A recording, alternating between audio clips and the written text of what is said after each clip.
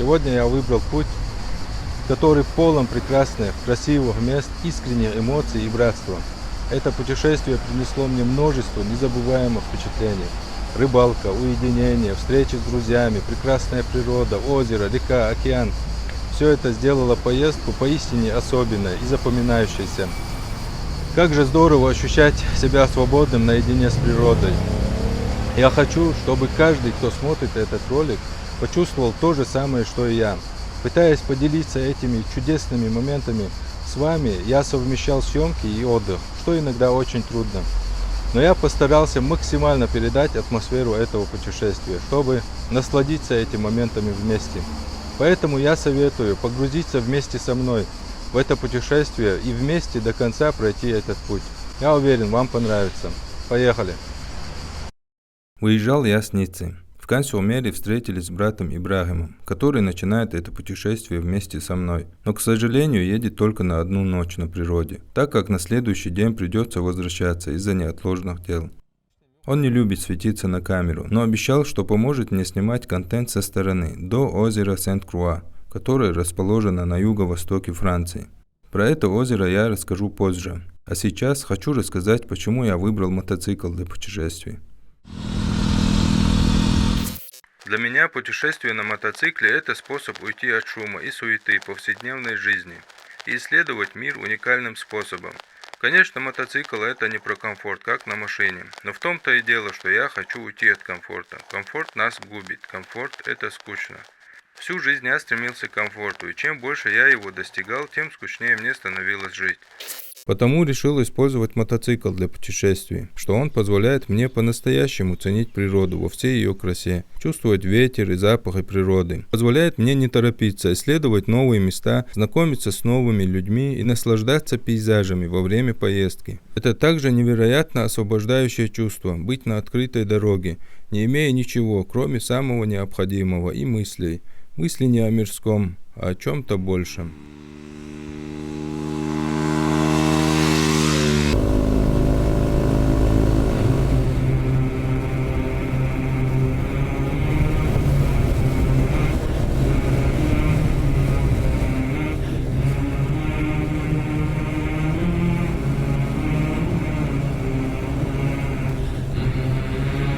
Куда побежал?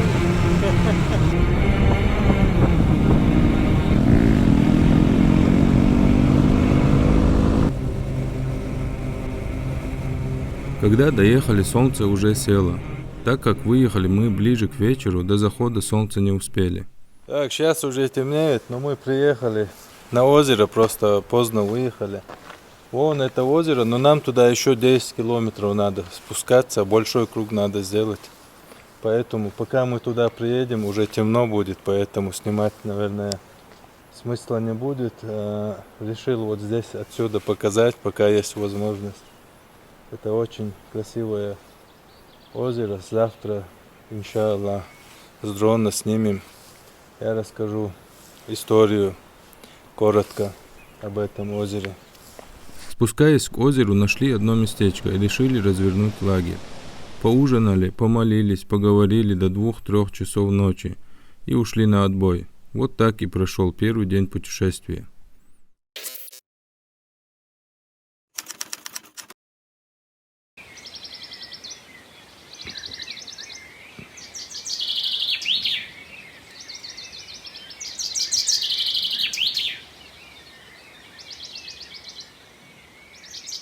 На следующий день, как проснулись, собрались и сразу же рванули к плотине. Кстати, про плотину. Я обещал рассказать вам коротко историю озера, потому что всем во Франции и за пределами очень нравится это озеро, но многие даже не подозревают, что оно искусственное.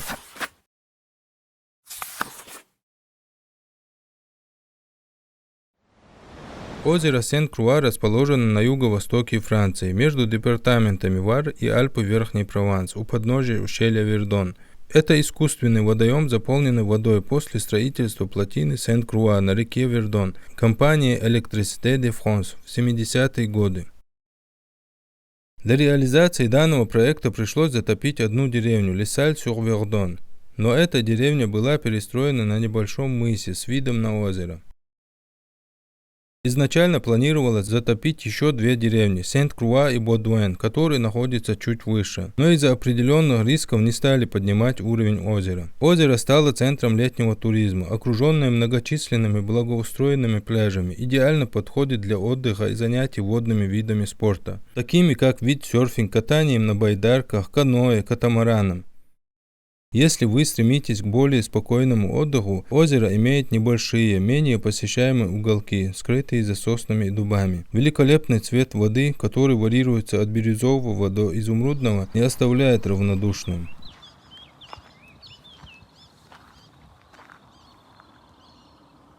Это в принципе все, что я хотел рассказать про озеро. После того, как прокатались вокруг озера, Ибрахим решил вернуться в Ниццу, как я уже говорил, из-за неотложных дел. Мы попрощались. Поблагодарил Ибрахима за то, что составил мне компанию, и за съемки, сделанные со стороны из дрона. Да воздаст Аллах благом. И я поехал дальше, на реку Рон.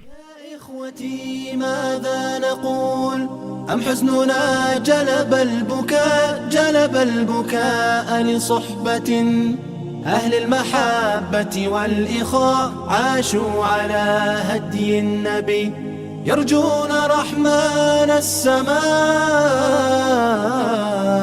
Едя дальше, невольно поймал себя на мысли, что ехать вместе в путешествие – это весело. Мы можем делиться впечатлениями, разговаривать по дороге, шутить и создавать веселые моменты. Вместе мы можем создать особую атмосферу в пути, незабываемые воспоминания. В путешествии вместе мы можем быть поддержкой друг другу. Если возникнут технические проблемы или потребуется помощь, наши попутчики будут рядом, чтобы поддержать нас. Это также повышает безопасность, особенно при длительных поездках или в путешествиях в незнакомые места. А в путешествии в одиночку я нашел свои позитивные стороны. Это то, что мы полностью контролируем свое путешествие. Мы можем самостоятельно выбирать маршрут, останавливаться и продолжать движение в любое время. Нет необходимости согласовывать свои действия, что дает большую свободу и независимость в путешествии. Путешествие в одиночку для меня стало путем самоисследования и личного роста. Я столкнулся с новыми вызовами, преодолевать препятствия и находить решения в одиночку. Это помогает развивать навыки принятия решений, уверенность в себе и самостоятельность в путешествии. Это также создает особую атмосферу и позволяет наслаждаться уединением и моментами, которые нельзя испытать в группе. Таким образом, как путешествие в одиночку, так и путешествие в компании имеют свои преимущества и особую атмосферу. Выбор зависит от ваших предпочтений, настроения и целей путешествия.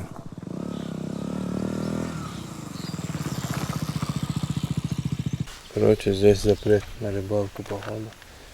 Приехал в парк Свободы, недалеко от Авиньона, так как там рыболовный пруд. Но, к сожалению, рыбалка была запрещена. Я решил все равно дальше пока не ехать, так как сильно болела голова и появилась тошнота. Я просто устал сейчас очень.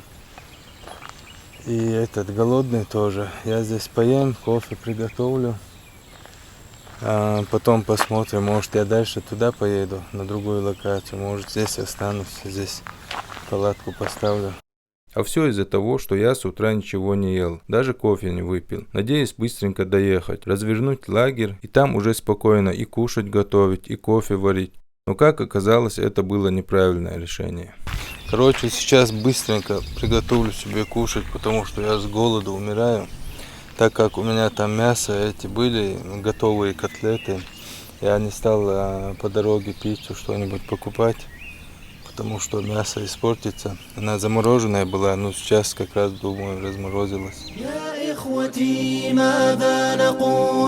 أم حزننا جلب البكاء لصحبة أهل المحبة والإخاء عاشوا على هدي النبي يرجون رحمن السماء ترى وجوها ناظرات فوق المنابر في السماء فإذا سألت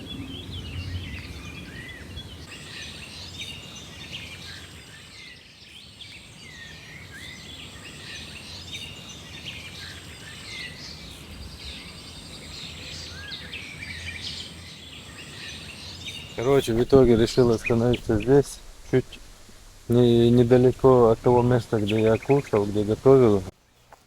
Выровняем место для палатки. Потому что, когда место неровное, не удается выспаться. Не знаю, наверное, это непривычки. Вчера я вроде бы и заснул, но все равно чувствую усталость, не выспался как. Спустя 1,5 часа после того, как поел, состояние улучшилось. Альхамдулилля, сейчас состояние немного стабилизировалось, голова перестает болеть, тошнота ушла. Сейчас полчаса осталось до магриба, иншаллах, сейчас вскипячу чай. Пока вскипячу, пока попью, уже будет время намаза. Я помолюсь и сразу на отбой. И завтра увидимся, иншаллах.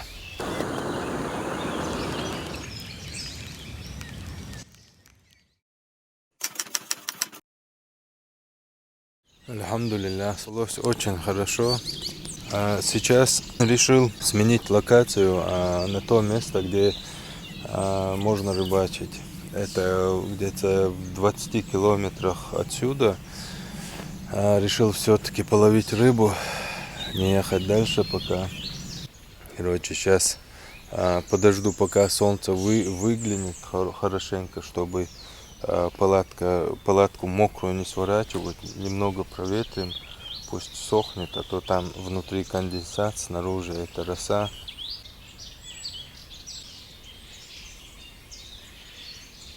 Все, друзья, едем дальше, меняем локацию, все собрал, сумки собрал, палатку собрал, поехали.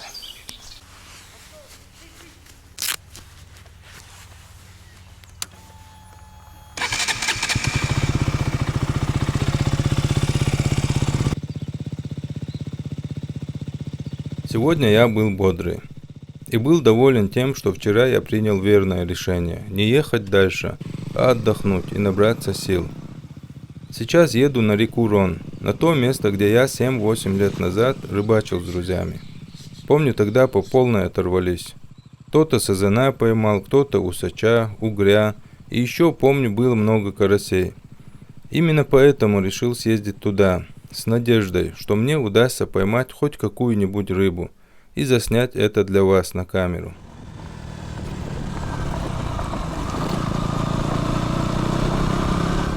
А вот и то место, где мы раньше рыбачили.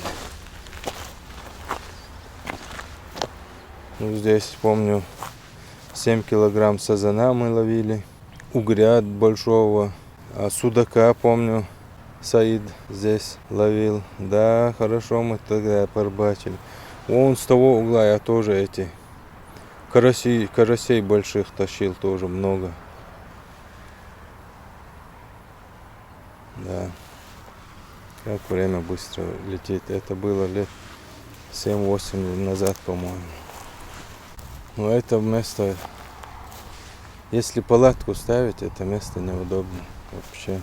Еще эти водоросли здесь тоже очень надоедать будут. Сейчас пешком туда схожу, дальше посмотрю. Вот здесь люди были, когда я туда ехал.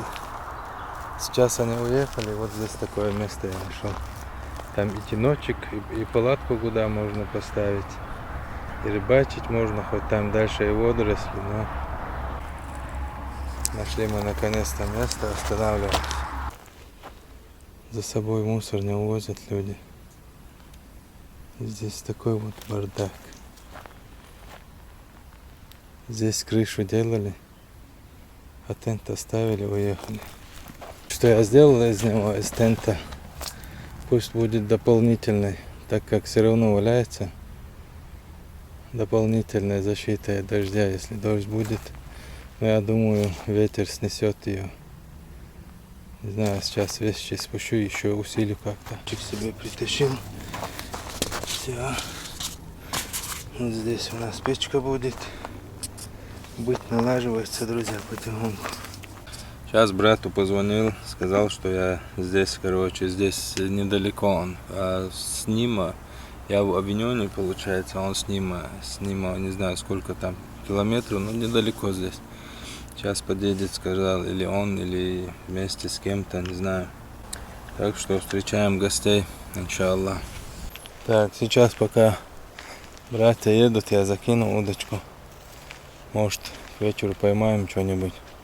Так, друзья, что, попробуем поймать эту золотую рыбку. Бисмилля.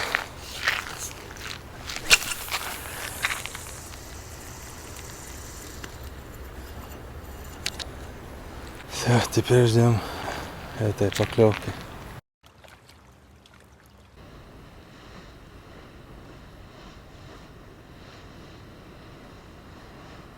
Собираем дрова на случай, если поймаю рыбу. Будем жарить.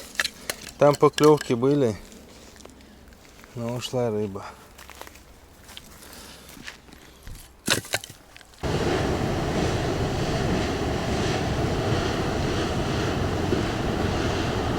Слышу там машину. Думаю, братья приехали. Пойду их встречать. Мир и благословение Всевышнего. Добро пожаловать. Предупреждаю, я вас в YouTube закину. Как доехали? Мухаммад, как ты? Дождался братьев. Был очень рад их приезду. Уединение это, конечно, хорошо. Но когда оно в меру. Приготовил кофе гостям. Правда, гостем они меня считали и привезли мне сэндвичи и соки в холодильнике, что меня очень обрадовало, так как из-за нехватки места на мотоцикле я не смог купить и привезти сок. Посидели, поговорили. Беслан научил меня правильно наживлять кукурузу, что в итоге дало свои плоды. Ух ты, это разве не поклевка была? Да, это была поклевка, и мы рванули к удочке. Сейчас точно на крючке.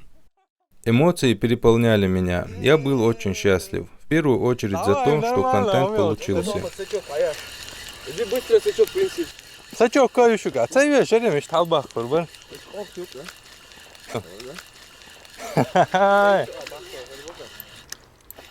О, я цуюк бай. Ему. Не, могу. Карась, мать. Бита, иш талбах. Саз yüzüm, прикинь. Сазю.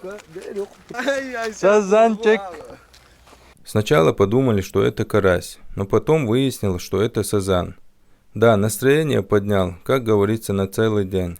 После этого улова братья уехали. Но перед уездом Беслан решил протестировать мой мотоцикл. Я знаю, он раньше гонял,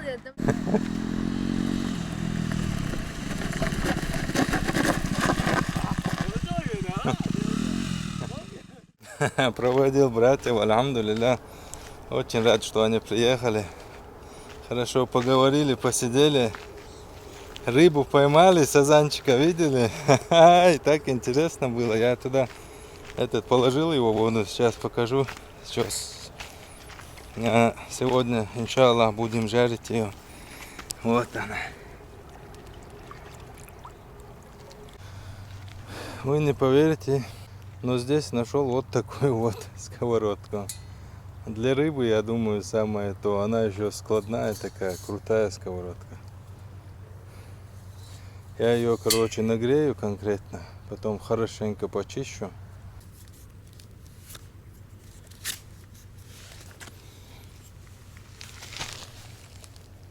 Будем вот так разводить костер.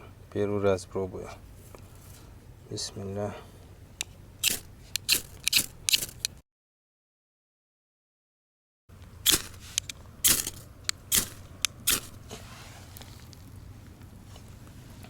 Видали?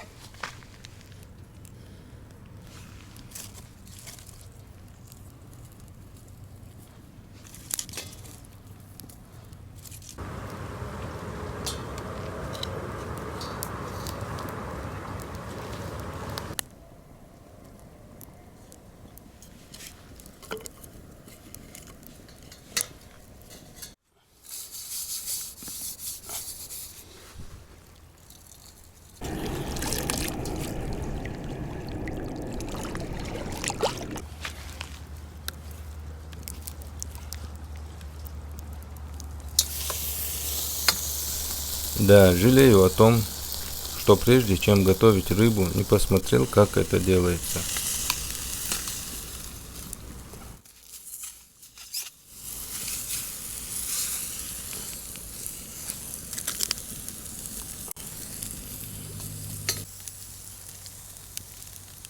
Сковородку почистил. Так, Беслан, оставляю где-то, прямо вот на камнях оставлю. Или вот так, на горячем. Как раз мы думали, чтобы использовать для рыбы, чтобы рыбу пожарить. И там смотрю я, Беслан посмотрел в машине, этот фольгу не нашел. Возвращается, я смотрю, вон там что-то лежит. Вот здесь где-то. Смотрю, сковородка. Подхожу, она еще такая сеточная. Это же надо было. И тент, и сковородка. Очень повезло мне с местом. Альхамдулилля. Вот так и прошел день, друзья. И буду готовиться спать, иншаллах. Только я собрался спать, как Беслан позвонил и осведомил меня о том, что они едут сюда рыбачить. И привезут мне морскую рыбу, потому что я говорил, что пойманная рыба мне не понравилась из-за того, что я ее неправильно приготовил, да еще и без соли, так как ее у меня не было. Братья привезли мне все необходимое: фольгу, соль, лук, картошку, чтобы ее приготовить. Да воздаст Аллах благом. Эх, братья, куда мне без вас? В итоге получился вот такой вот ужин, хоть и поздний. Также мы еще поймали рыбу.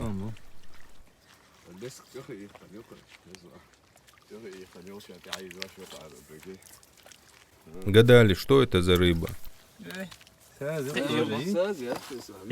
Но так и не смогли понять. Напишите в комментариях, если вы в курсе.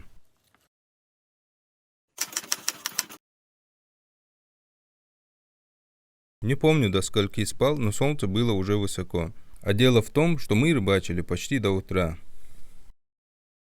Озеро, река, уединение, рыбалка, братья, которые приезжали, все было очень круто. Мои впечатления становятся все более насыщенными и яркими. Каждый день это новая глава в моем путешествии. И сегодня я собрался в путь. Путешествие дает мне возможность почувствовать себя живым, полностью проживая каждый миг и наслаждаясь свободой. Дальше реки и рыбалки я ничего не планировал, но так как оставалось еще 3-4 дня свободными, я решил съездить к братьям, которых давно не видел, и до этого никак не получалось увидеться.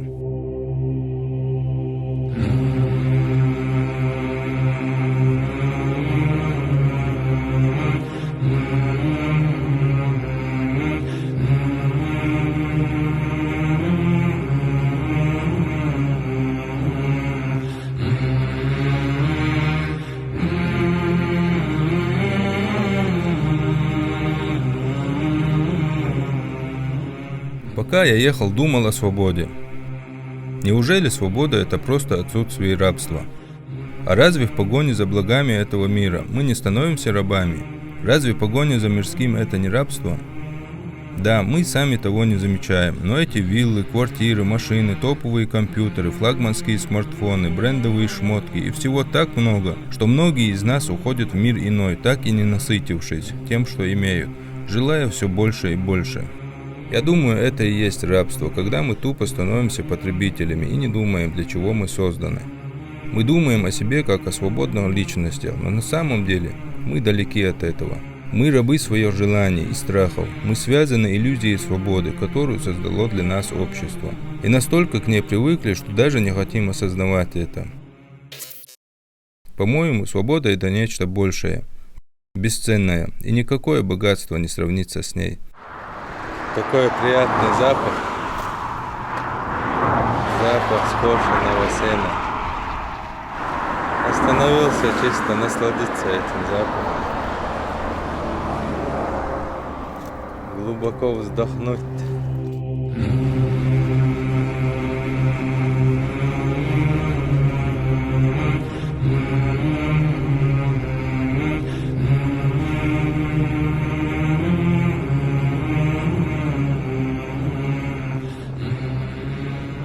Поэтому знаете, суть в чем? Суть в том, что человек, который не умеет благодарить Аллаха за то, что у него есть, он никогда не будет счастлив. Это пришло в хадисе, и Пророк, саллиллаху алейхи вассалям, сказал, что если сыну Адама дадут одну вади, долину золота, он попросит еще одну. Вот и все. Просто нужно научиться быть благодарным Аллаху за то, что есть у меня сегодня. Тогда будет вам счастье.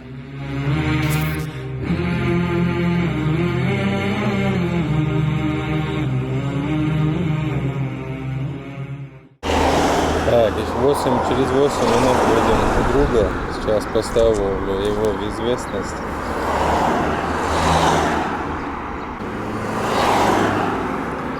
Эрсан, ассаламу алейкум. О, буду тебя. Эрсан, за 8 минут, а хочется, эрвала. Так, я сейчас поехал.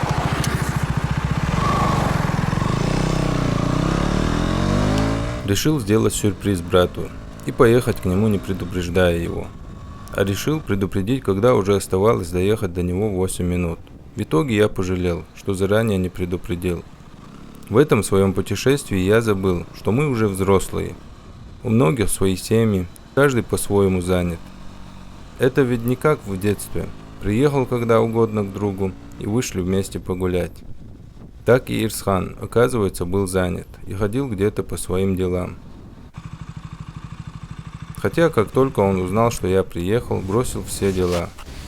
Просто мне было неудобно.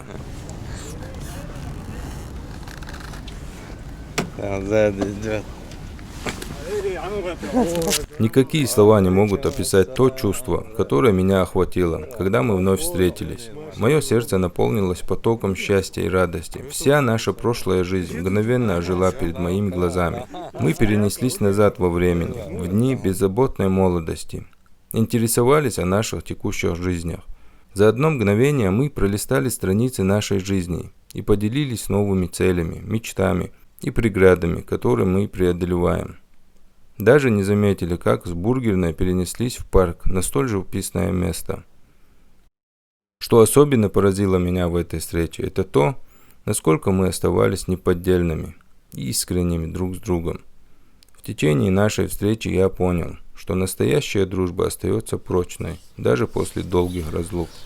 Все, заселился в отель с другом. Поели, посидели вместе на природе, там походили, погуляли, поговорили. Очень рад был этой встрече. День прошел отлично, альхамдулилля. Сейчас отбой, короче. До завтра, друзья.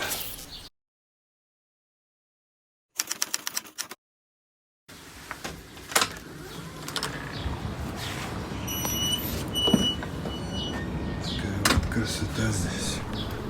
Сегодня 5-й день моего первого мотопутешествия. С каждым километром мир вокруг меняется, и я погружаюсь в океан новых впечатлений. Да, именно океан, потому что сегодня я решил впервые посетить океан, а точнее пляж, чуть дальше города Бордо.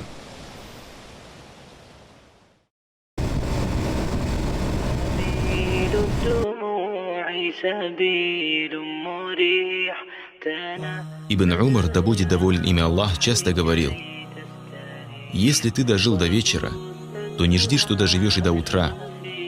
А если ты дожил до утра, то не жди, что доживешь и до вечера. И бери у твоего здоровья то, что пригодится для твоей болезни, а у твоей жизни то, что пригодится для твоей смерти. Не полагайся на этот мир, не считай его своей родиной, не говори себе, что ты останешься в нем надолго, и что надо о нем заботиться. Привязывайся к нему не больше, чем привязывается к чужой земле чужестранец. И не занимайся в нем тем, чем не занимается на чужбине чужестранец, желающий вернуться к себе домой. А помощь оказывает Аллах. Ибн Умар, да будет доволен им Аллах, сказал: однажды посланник Аллаха, саллиллаху алейхи вассалям, взял меня за плечи и сказал: будь в этом мире таким, будто ты чужеземец или путник. وبث الدعاء الخفي الصريح يسعك الفضاء الرحيب الفسيح.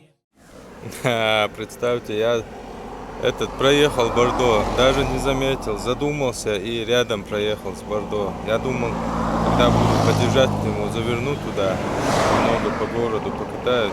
Ну, хотя бы, чтобы сказать, что я там был, короче. Сейчас смотрю на карту, вспомнил, а еще далеко ли этот Бордо? Сейчас я вам скриншот поставлю сбоку. И оказывается, я поехал. Обратно возвращаться нет настроения и времени нету, если честно. Потому что я хочу на океан, потом оттуда надо еще обратно доехать.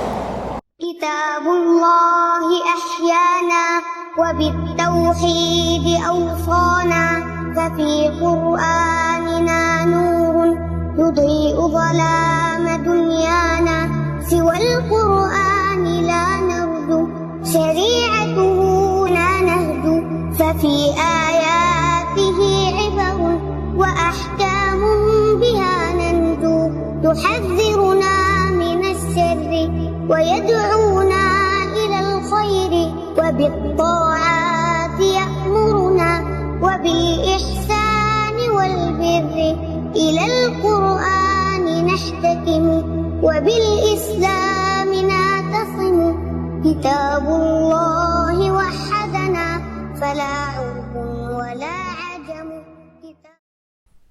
И вот он, океан, раскрывает предо мной свою бескрайнюю красоту. Песок мягко шуршит под ногами, встречая искателя новых горизонтов. Бесконечные водные просторы, где горизонт тает вдалеке, создают ощущение бесконечности и непостижимости.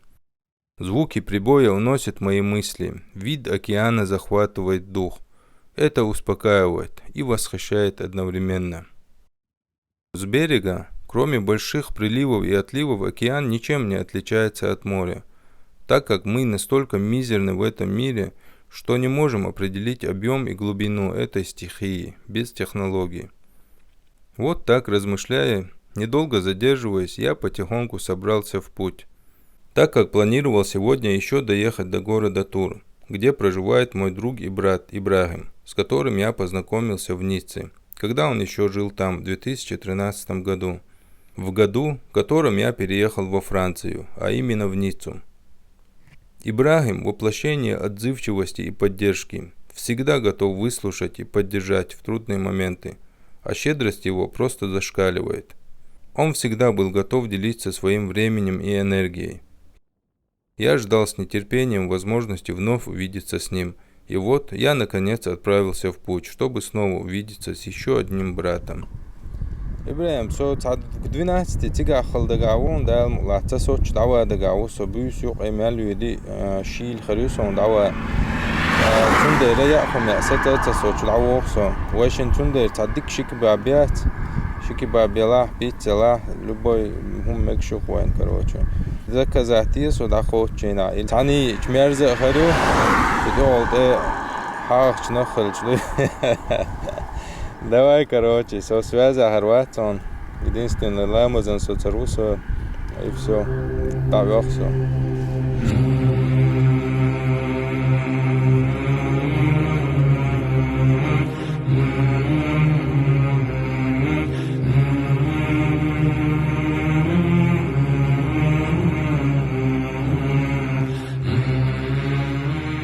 Да, братство – это нечто особенное. Это тесные связи между людьми, которые сближают их души и сердца, словно они являются частями одной большой семьи.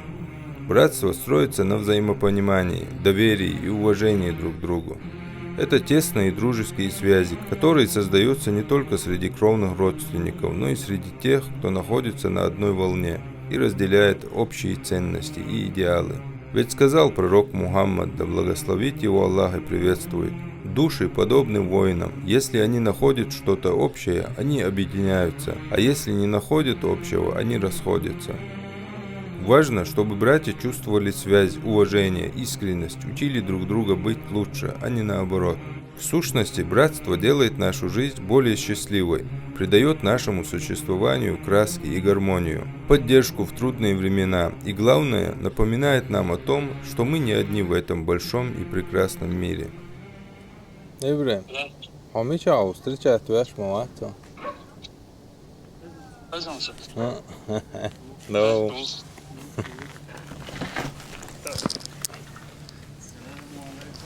Алейкум عليكم السلام. Çok sıra.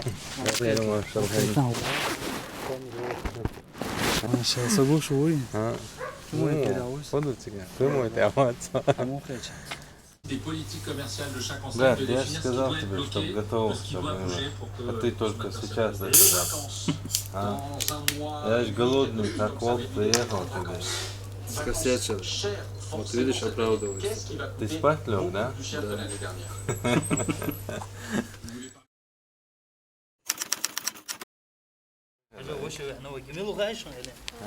Помнишь, мы поехали в Ниццу? Конечно. Там Айша была, тут девочка, это папа его.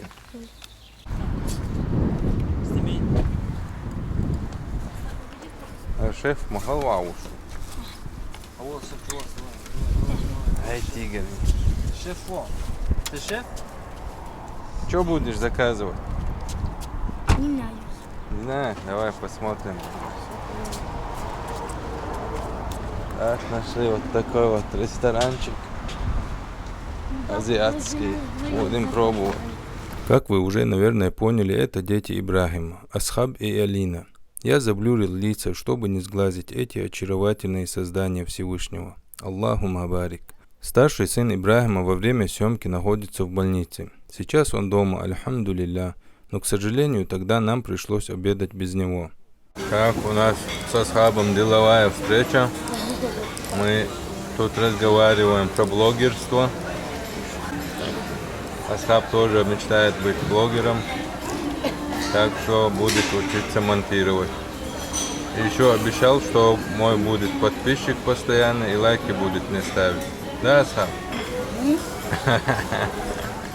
Блин, куда ты нас завел? Здесь все одни старики, а? Мы в Китае. Какого заведения ты? Мы перед поездкой в Китай на мотоцикле. Да? Понятно. Знаете, как он здесь?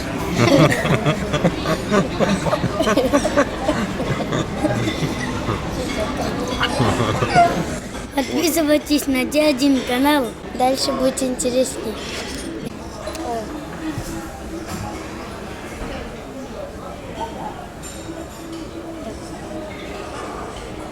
После обеда поехали в больницу к старшему сыну Ибрахима, но я не мог его навестить, так как в больницу, кроме близких родственников, никого не пускают. Бакар дядя сказал, что ты выздоровел. И он дал тебе вот эти деньги. Спасибо, алло, дядя. Спасибо. Когда с тобой? Абу, не забывай подписываться. Асхаб сделал все возможное, чтобы Абу Бакр тоже сказал подписывайтесь на канал. Но Абу Бакр постеснялся. И я его понимаю, так как сам был таким в детстве. Но это не повод не подписываться, так что дерзайте. Покажи обувь свою новую. Ай, красавчик. Батюшки. У меня тоже Асхаб купил. Папа купил.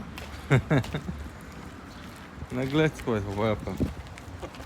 Как его остановить мне, а? Его посадить надо, да. Не надо. Иначе его никак не остановить. Масло упало ниже минимально. Сейчас приехал посмотреть масло, чтобы долить. Похожее на мое. КТМ, все много. Давай.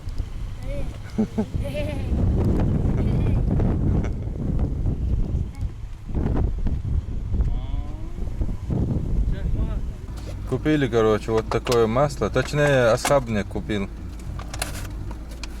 Да воздаст Аллах благом Асхаб за масло.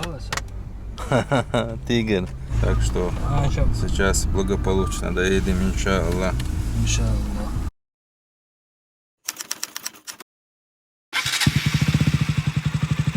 Здесь учим Ибрахима управлять мотоциклом.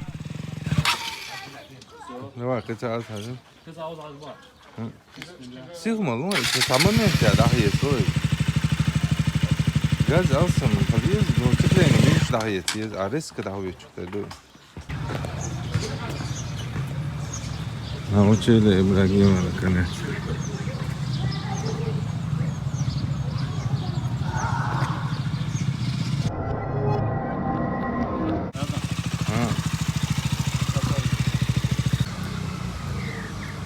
Теперь Ибрагима не остановить. Все, он заразился.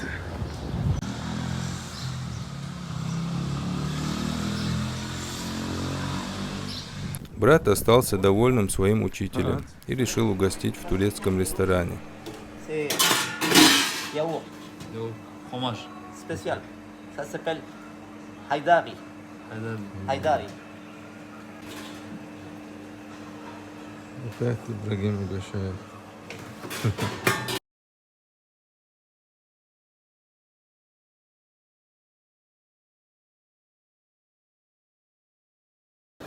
Если вы случайно проездом будете в городе Тур, обязательно посетите это заведение. Хозяин красавчик. А этот вообще красавчик. Allah razı olsun.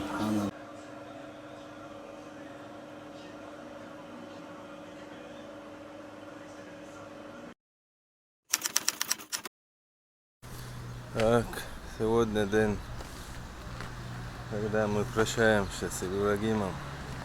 Ассаламу алейкум. Allah razı olsun. Попрощайся с подписчиками. Пока. Пока.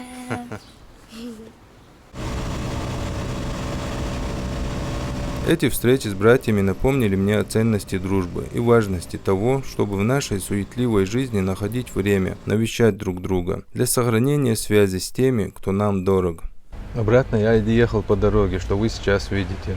Остановился на даче в Валенсии и на следующий день доехал до Ниццы через город. Я хочу поблагодарить братьев, начиная с Ибрагима, с которым я начинал путешествие, и который помогал мне снимать контент со стороны, а также Беслана, Ислама, Ирсхана, Ибрагима, которые радушно меня приняли, уделили мне свое драгоценное время, и воздаст всем вам Аллах благом.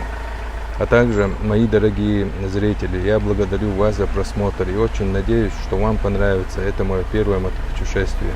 Помните, что ваша поддержка, комментарии и лайки дают мне мотивацию идти вперед, искать новые горизонты. А теперь пришло время нашего временного прощания. Это конец первого мотопутешествия, но настоящее приключение еще впереди, иншаллах.